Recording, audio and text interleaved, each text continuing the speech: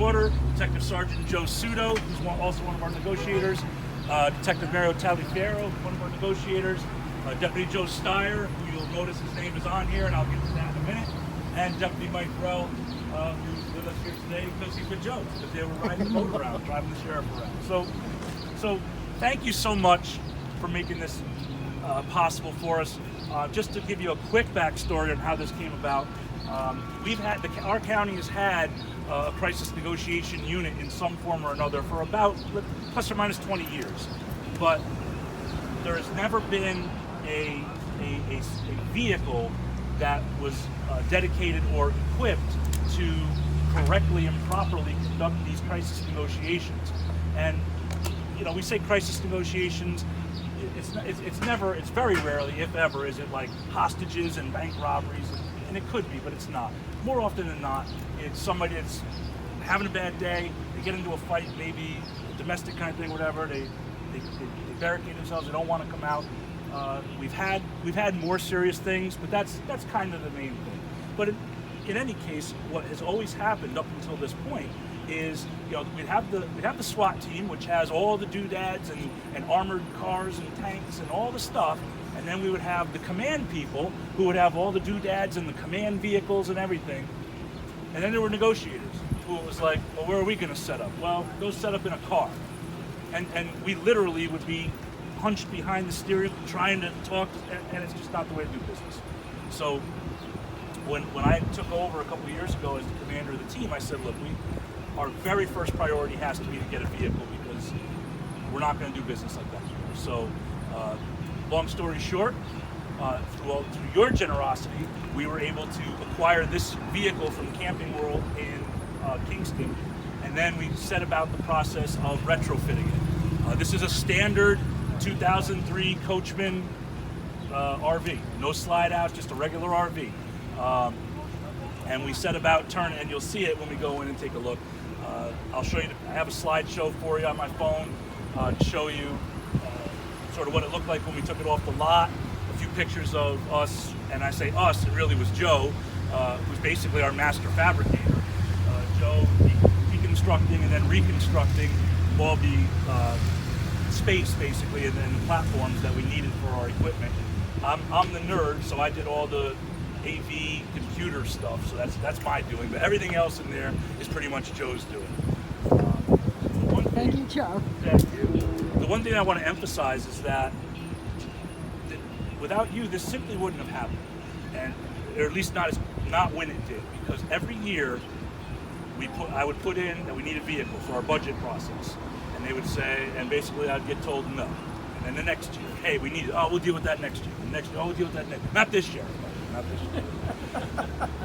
But through the legislature, and it doesn't. Anyway, I'm like, I said, it just so happened, I said to our previous sheriff one day, because I kind of got mad, and I was like, all right, what if I took care of getting the money? And he's like, well, if you can make it happen, make it. I said, all right, say no more. And here we are. So the beauty of this is everything you see with the following exceptions was taken care of. All the expenses were covered by the donation from you.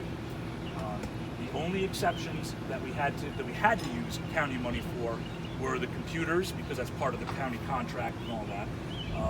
The installation of the radios, the lights, and I believe the lettering. Everything else we made work within our budget. And that included, when we got this, it was white, but as any RV has, it has all these like stickers and all this stuff. But we had to pull all that off, because I'm not having stickers like that on our vehicle. So when we pull that off, now you have like the really white part, that's where the stickers were, and then the less white part where the sun did its stuff. So then we had to get it repainted, and so it all worked out, and I'll talk more about that. But what I'd like to do is give anyone an opportunity that wants to take a look inside. We might have to do it in a couple of rotations, just because, like I was starting to say before, we made it on purpose so that not many people can fit in there, because we only want the people that are supposed to be in there during an operation to be in there. And trust me when I tell you, cops are the worst, and being a cop bosses are the worst, because they want to walk around, hey, what's going on? So it's like, no. and you'll see we actually put a light.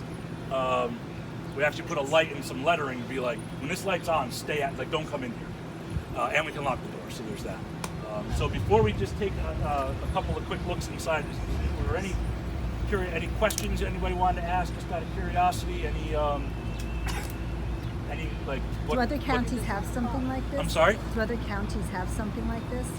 I'm sure there are 62 counties in the state of New York. I'm sure somebody else has one, but I don't know where. Nobody around here has one. Some places might have. You know, I know one place that has like an old ambulance that I don't know what they converted it into. I don't know that it's set up specifically for this use. This is, as far as I know, and anybody feel free to correct me. Yonkers, right? PD. Westchester, right? Yeah. Westchester County. They have the right tools to do the work. They have a monster one of these, and they use it regularly. And that's where I took my training to become certified to do this. And ours is just as functional as theirs. It's not as big, but it's just as functional. So yes, Westchester has one. I know for a fact their DPS has one. But as far as the sheriff's offices are certainly smaller agencies around, I don't know of anybody that has one, just because it's a commitment to make one. So if you're approached by another city, like Newburgh or something close to where you are in Ulster, will you respond to the call? Yes. So, We don't. So it'll be registered, county-wise as Anybody calls us and says, "Hey, we need your van," we'll come down. But not, sure. No, we'll come down. Not just with these kinds of things, but it's pretty rare that, if ever, that if somebody calls us, an agency calls us and needs help, that we tell them no. Right. It is extremely unlikely that we will tell them no. I mean, I'll jump in and then drive down myself. Thank you for all you do. Thank you. For all So, you do every day. boss, did you want to say a few Sure, words? if I could just say a couple things. First and foremost, I want to thank all of you for what you have done to make this happen. The detective lieutenant and the detective sergeant and the detective, they're kind of humble, but and they don't really say what really goes on behind the scenes. But I can tell you that I see it on a daily basis. Without your help, without the partnership of our community and law enforcement, we can't do our jobs. Just as recent as May, we had an incident where we had to call our crisis negotiations team out, and this vehicle was deployed, and the detective lieutenant and the detective sergeant and the detective were all there, and it saved somebody's life. So by doing this, you have saved people's lives. How many times have we heard the phone calls that are made when somebody has a mental health issue and law enforcement shows up because they're not properly trained and something even worse happens? You call up for help because somebody isn't taking their medication, and law enforcement shows up and the person is showing like he's not understanding, and this vehicle actually saves lives. And it happened in May because I just saw it. We had an individual that was distraught, that barricaded himself, and this crew right here, these gentlemen right here, deployed this vehicle and in about 6 hours negotiated with this individual, and he turned himself in, and nobody was hurt. And that's really what this is all about. And it's a partnership between our community, which is you, and law enforcement. And I thank you, and the people, not just Ulster County, but Orange County, and law enforcement in general. Thank you for your kind generosity. And again, I can't thank you enough. I see it every day what these guys do, and I thank them. And I thank you for stepping up to the plate and helping us, because as you know, Ulster County is a rural county that doesn't have a lot of funding.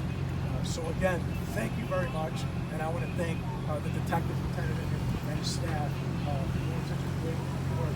The partnership of you and law enforcement and what that means in today's world. Thank you very much. Thank you. All right, so let's take a few people.